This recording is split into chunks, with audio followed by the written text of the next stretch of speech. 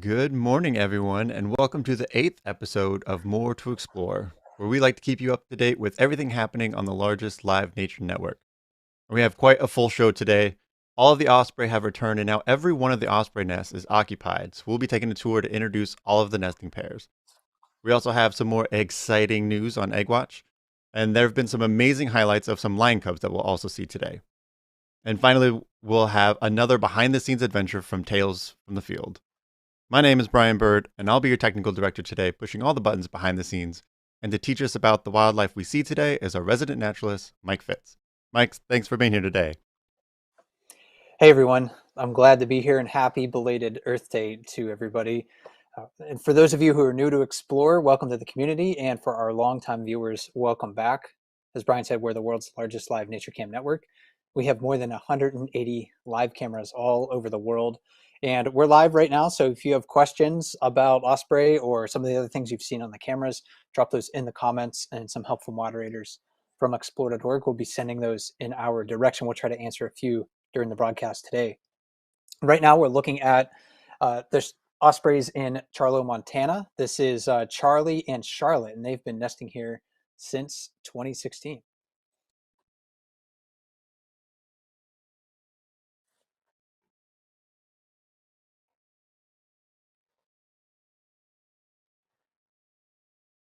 And this, as we look at the nest overall, it can be difficult to tell the differences of the birds apart, males versus females. But I think it sometimes is a little bit easier in osprey than they are in bald eagles. Charlotte's the female on this nest. She has white feathers between her eyes, and when I look at it, and here's a delivery by the male right there. When I see her, the white feathers between her eyes are divided by a brown line, and she has a more heavily speckled band of feathers on her chest compared to the male. So Charlie, to my eye, his chest feathers have just less mottling on them than Charlotte. And last year, a pair of geese laid a clutch of eggs on this nesting platform, and they defended the nest from the osprey, and they didn't yield. So Charlie and Charlotte had to make uh, a nest nearby, although it was too far away from us to see it well in the cams. This year, it's a different story.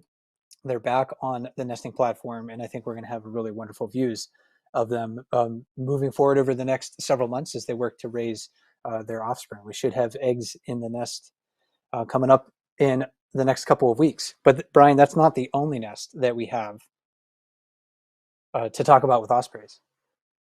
Now, so coming from Charlo, Montana, we're heading over to Kent Island in Maryland to the Chesapeake Conservancy Osprey Cam. This is located east of Washington, D.C. and Baltimore. It's really right smack dab in the middle of Chesapeake Bay. Audrey, the female, has a darker necklace of speckled feathers on her chest compared to the male. And Audrey's been nesting here for several years. The male, though, is new to the territory this year. So he doesn't have a nickname quite yet. I think cam viewers have just been calling him the suitor since he's been working to gain Audrey's favor. And it looks like he has succeeded on a few occasions at least. Audrey and her former partner, Tom, did not successfully raise chicks last year on this nest, but Audrey and her new partner are right on schedule to produce some eggs soon. So perhaps we'll see an egg in early May. Eggs are usually produced, or laid, 2 to 3 weeks after successful mating. And two more nests, osprey nests to talk about, but a bit further north and actually closer to my neck of the woods. Yeah, heading up to Hog Island, Maine, we have the Audubon Osprey nest. And this one's interesting too, because not only do we have this main camera, we also have like a point of view branch view camera on this nest as well. Yeah, so there are a couple of different views of this nest on Hog Island. So this is located at an Audubon Society camp in Bremen, Maine. Steve is the male. He's identified by a tan patch on the back of his head, a slightly longer bill than his partner, and his chest feathers are less speckled with brown than his partner.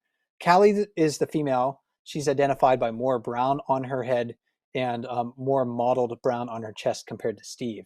Steve staked claim on this territory in 2013, but this is only the third year with Callie. They did not use this nest last year, but they did remain on the territory as I understand it.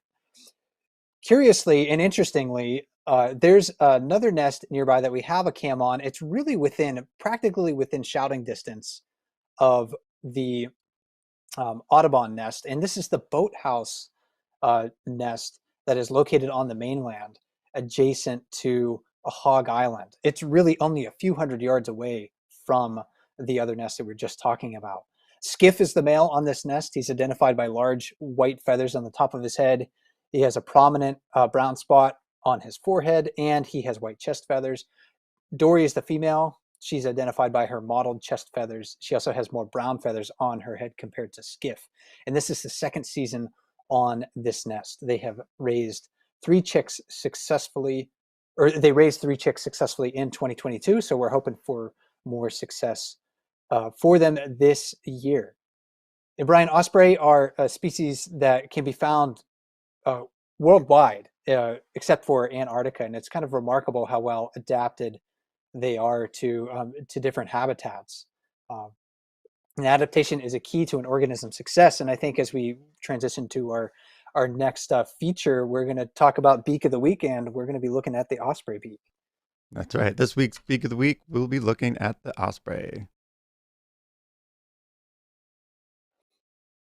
As I mentioned, adaptation is key to an organism's success. Last week, we looked at the all-purpose tool of a beak that belongs to a rainbow-billed toucan. This week, the osprey bill is our focus. And osprey occupy, so many different habitats worldwide, as long as they can find access to water with adequate food. And they're aerial divers for fish. An osprey begins its dive by plunging headfirst, but positions its feet to hit the water just before its body makes contact with the water. And sometimes an osprey's whole body will submerge. So when they're diving, they will close their nostrils to prevent water from forcing their way in. So that's one specialized adaptation that they have with their beak. And their beaks are also, as you can see, superb devices for the task of eating. Its utility is really in the adaptation, the shape of it that allows it to pick flesh and pierce tough fish skin. It's a tool. It is that adaptation that works synergistically with their eyesight, with their diving skills, and other behavioral and physical adaptations that allow them to survive. And you'll find them in many different places in North America. You find them in Europe, you find them in Asia, you find them in Africa, you find them in Australia, and you find them in South America. So they are truly a cosmopolitan bird in many different respects. That is amazing. And we're seeing that a lot of mating on all of the nests, so we're excited to hopefully add them soon to our next segment of Egg Watch.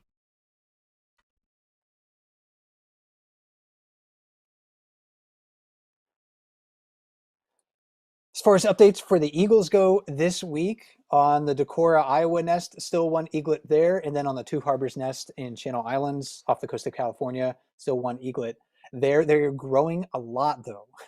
So just from the past couple of weeks, really, they hatched respectively on April 6 and April 7. They are a lot bigger than when they hatched. So it's amazing to see the growth in those birds. We do have a new eagle species to add to Egg Watch, and this one is in South Africa. This is the African black eagle, also called the Verreaux's eagle. There is one confirmed egg in this nest, which is near Johannesburg, South Africa. It was laid on April 19, or at least confirmed to be in the nest on April 19. And a second egg is often laid by this species about 4 days after the first. So we might have two eggs on the nest, but the birds are definitely incubating the eggs, and the estimated hatch for that is somewhere around 45 days after the first egg is laid. So look for the chicks to appear in early June. Maybe the most exciting update, though, Brian, is the Decorah goose nest, because the eggs are hatching as we speak. We've been seeing some great views from our cam operators and our sharp-eyed cam viewers taking screen captures and videos of the first pips appearing, just so the first cracks in the eggshells, mother goose communicating with her young clutch that is about to hatch. So tune into that today if you want to see goslings hatching live. In Montana at the Rogers Place Nest, still incubating there. So maybe we'll see some hatching sometime in early May. As far as falcons go, back in Iowa, the Great Spirit Bluff peregrine falcons still have 4 eggs that they're incubating, probably going to be hatching at the first week of May. The Chesapeake peregrine falcons, though, could be hatching this week. So watch for that towards maybe the end of the week or in early May. So that is something to look forward to as well. We could have some fuzzy new peregrine falcon chicks to look at. And then finally, with the great blue herons on the eastern shore of Maryland, there should be chicks in the nest soon, if not already. It's hard to tell because we just can't see down into the nest cup itself. So watch for the behavior of the parents. Look for food deliveries by the parents. That'll help us to understand whether the chicks have hatched or not. So a lot going on in our nest camps this week. Definitely. And thanks, Mike, for those updates. Coming up next, we have another behind the scenes Tales from the Field. And this time we actually had the Anacapa kelp forest cam actually detach from the pillar that it was hanging on. So I got to interview Mark Moeller, our expert diver and field technician, to see how that trip went.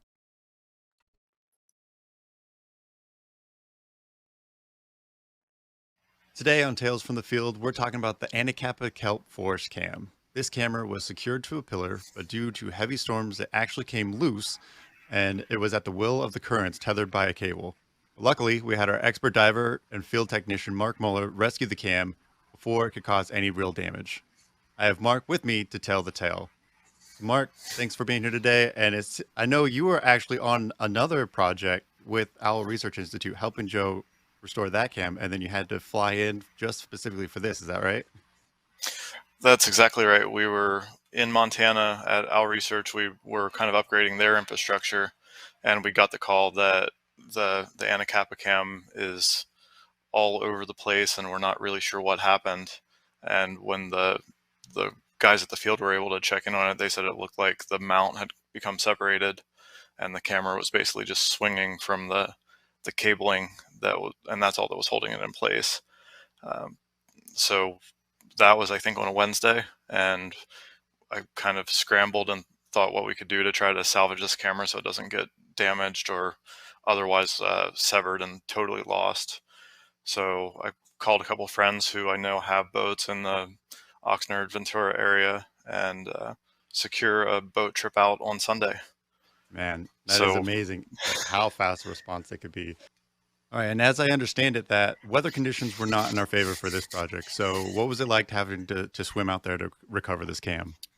Weather conditions were definitely challenging. Visibility wasn't very good, so I had to swim in the cove quite a ways from the boat. I wasn't sure what I was really going to get to when I found the camera itself, if I could reattach it or if I was going to have to disconnect it and bring it home with us. So I made one trip in, as you can see the swim, checked it out, tried to secure it just enough so I can work on it, and then ended up making the call to pull the camera out because some of the other equipment was damaged. So we got back to the boat, got some other tools, and then swam back into the cove, disconnected the camera, and hauled the camera out with me. Well, I'm very happy that you were able to get down there, swim all the way over there, recover the cam, and now it is off for maintenance. So, and hopefully we'll have the camera back soon. Definitely, and it's always tough on any of these remote calls of not having anyone nearby and kind of scrambling to make something happen. In this case, you were actually the one that picked up dive gear for me because my flight was late getting in, which, yeah, it takes teamwork makes the dream work, right? Definitely. I'm always happy to support our field techs however I can. So again, I appreciate all the work that you do, and thank you for giving us a behind the scenes look at what we do to make these live cams possible. Thanks very much. And it's crazy how many things are happening at once at explore.org, whether it's a camera install, repairing it, and even just enjoying the wildlife while everything is up and working as it should be. Including on not dealing with birds. On the other side of the world in South Africa, we had some amazing highlights of lion cubs and a lion family, and they touched on it on the Wild Moment show last week. So we're gonna play an edited version of a segment from that clip right now. We're going to send you guys across to our very first clip of the afternoon, which I am sure is going to be adorable. And then we shall comment about it once we are done with it.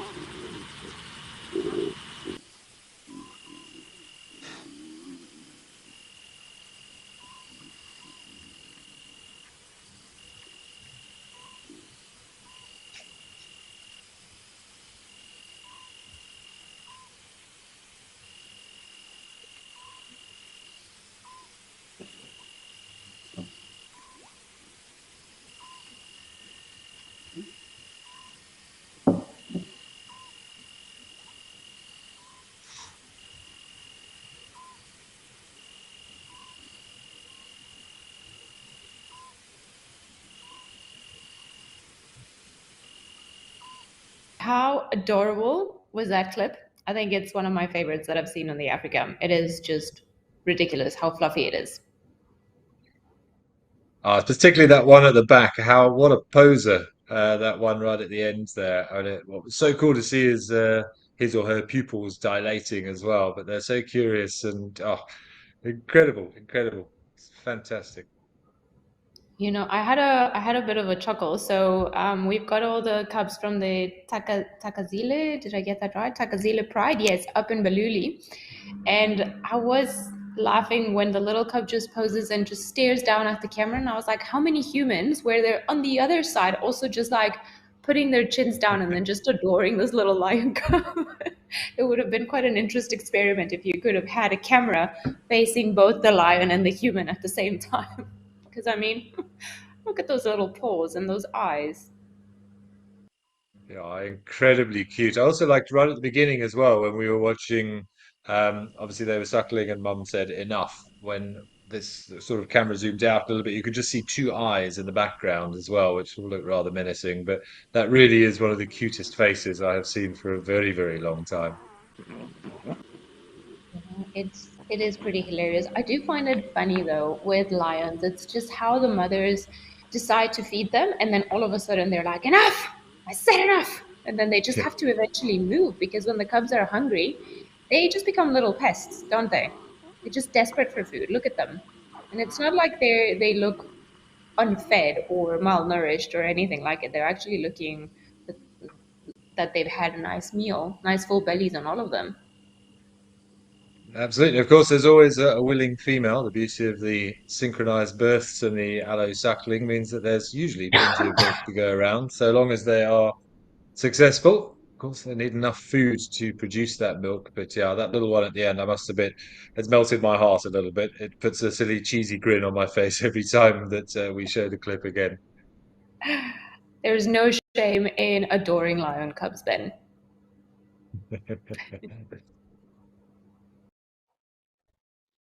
Definitely no shame in adoring lion cubs. If that's not the cutest thing you see all week, I don't know what is. But Mike, we did have a couple questions coming in. If you want to check those real quick. Yes, we did. Thanks everyone who's submitted comments and questions so far. These questions are specific to Osprey because that was the focus of our program, of course, at the beginning. And first question is, how often do Osprey change or add a new mate?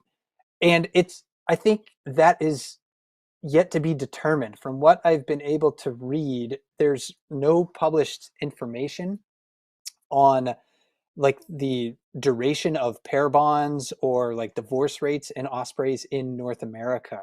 So I think the cameras can help us to understand that behavior better. Because previously, when we didn't have, the ability to see these birds and identify them individually very easily, it's maybe harder to tease out that information and get an answer to this question. But I think through the cameras, and especially if we're watching these several nests and other nests in North America, we can get a better idea of that. It doesn't happen that often if the pairs are successful, as far as I understand it. With the Charlo nest that we're looking at right here, Charlie and Charlotte, they've been there since 2016, and they've been nesting there. They haven't been successful maybe every year, looking at the nest records, but they've been close every year, if they haven't been successful. So I think some of the longtime cam viewers can maybe correct me on that if you've been watching them for a long time. But yeah, so they've been together for a long time. But the other nests that we've been talking about, we've been seeing new partners come in. Oftentimes it's like the territory maybe that the birds are more bonded to rather than the mate itself. So if one mate happens to disappear, like we have with Audrey on the Chesapeake Bay, then hey, she's going to return to there, even though her original partner isn't there anymore. And Tom is going to be, who knows what his fate is. Maybe he moved on. Maybe, he happened to die. We don't know for sure, but Audrey had fidelity to that nest. So she ended up pairing with a new partner there. So yeah, long story short, we don't quite know, but keep gathering that data because that can help researchers in the future. And then one other question we can answer quickly about the osprey before we move on to our next segment is, where do they go in the winter? And for most osprey in North America, they're going to be migrating to South America and overwintering there. There are some populations of osprey or pairs of osprey in the very southern part of the United States, like in Florida, that might hang out all year in the same place. But most of the time, they're going to be migrating long distances. So if we're looking at these birds in Montana, we're looking at the birds in Maine, looking at the birds in Maryland, they're going to be flying to South America for the wintertime. Awesome. And moving right along to our next segment. Every week we have a weekly photo contest if you're taking a snapshot on explore.org. So let's take a look at this week's FanCam Friday winners.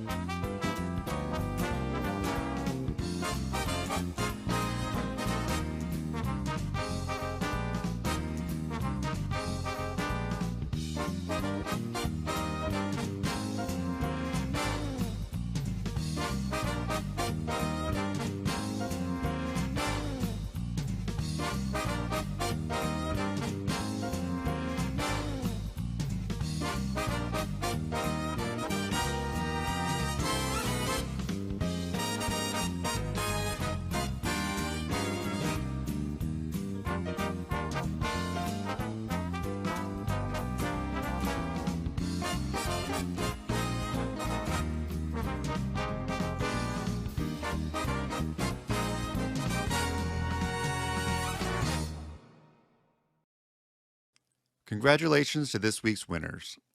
If you would like to participate in FanCam Friday, all you need to do is take a snapshot by clicking the camera icon above any live cam and then save it to the gallery. Be sure to help us find future winners by favoriting snapshots. And Mike, looking at the chat while that video is playing, I love seeing how many viewers are here. Welcome back to all of our longtime viewers. And just see how spread apart all of our viewership is. We have people from Washington State all the way to Sweden, and it warms my heart to see that we have such a global audience. But we did have a couple more questions coming in for you. Yeah, we did. We mentioned the black eagles in South Africa. Somebody was wondering about their conservation status in the wild, and thankfully, with this species, they seem to be doing well. So they're not currently threatened, of course. So that's a good thing. We want to work to maintain their habitat, so they do not become threatened or endangered. But right now, yeah, black eagles doing well in the wild. There's also a question about goslings jumping from the nest in in Decorah, Iowa, again, they are hatching right now, and goslings stay in their nest really for a day or two at the most. So I'm not sure if they'll be jumping out of the nest tomorrow, but certainly maybe the next day will be something to look for. This person wrote in, will there be a special broadcast on the jumping goslings?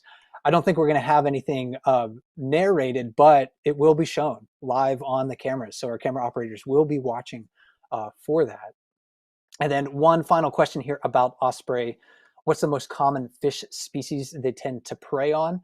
That depends on the where the birds are living and what they've learned to fish for. Osprey can't dive very deep in the water, so they're going to be looking for fish that they can capture near the surface, no matter what the actual depth of the water is.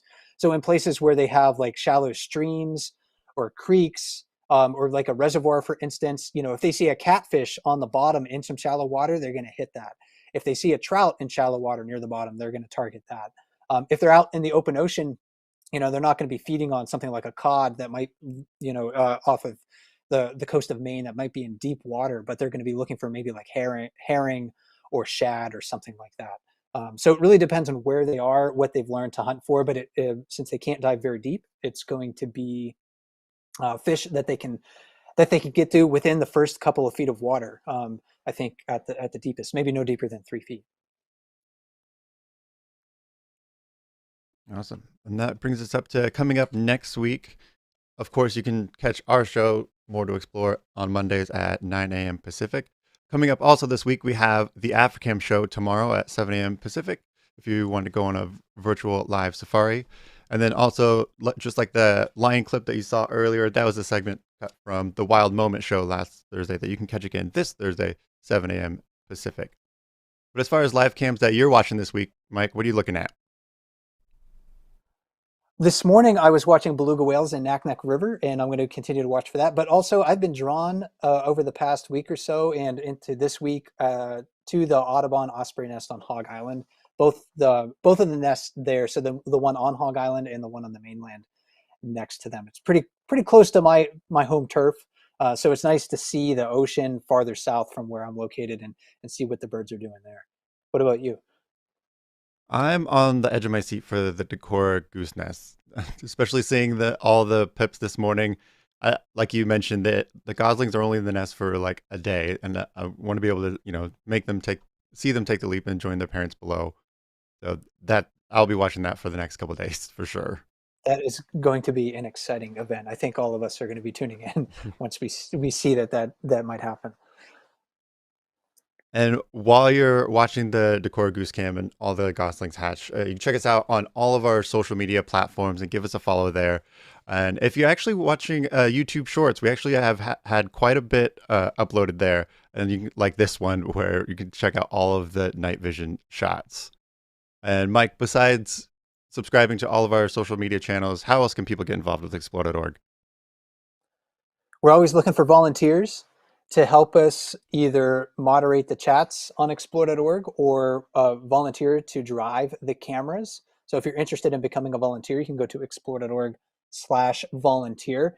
And specifically this month and next month, we're going to be looking to find people to help us moderate our chats on the world famous bear cams for Katmai National Park.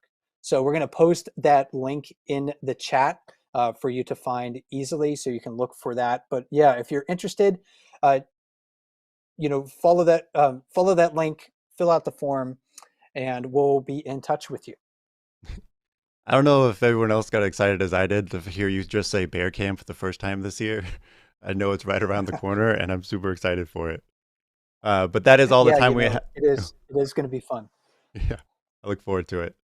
But that is all the time we have for today. So thank you everyone for joining us all over the world. And I want to give a special thank you to all of our moderators, our camera operators, and of course, Mike Fitz. And in honor of CamOp Kat, we'll end today's show on one of her favorite cams. And until next week, we'll see you again on More to Explore. And until then, have a great week and happy exploring.